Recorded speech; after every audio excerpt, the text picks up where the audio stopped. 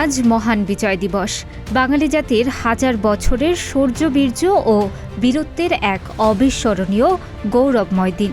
বীরের জাতি হিসেবে আত্মপ্রকাশ করার দিন। পৃথিবীর মানচিত্রে বাংলাদেশ নামে একটি স্বাধীন ভূখণ্ডের নাম জানান দেওয়ার দিন। রক্তক্ষয়ী মুক্তিযুদ্ধের মধ্য দিয়ে ৩০ লাখ শহীদ ও ২ লাখ মা বোনের আত্মত্যাগের বিনিময়ে অর্জিত হয় স্বাধীনতা। ১৯৭১ সালের ১৬ ডিসেম্বর বাঙালি জাতি পরাধীনতার শেকল ভেঙে প্রথম স্বাধীনতার স্বাদ গ্রহণ করে। মহামুক্তির আনন্দঘোর এই দিনে এক নতুন উল্লাস জাতিকে প্রাণ সঞ্চার করে সজীবতা এনে দেয়। যুগ যুগ ধরে শোষিত বঞ্চিত বাঙালি চোখে আনন্দ, অশ্রু আর ইস্পাত কঠিন দৃঢ়তা নিয়ে এগিয়ে যায় সামনে। বাঙালি যেন খুঁজে পায় তার আপন সত্তাকে।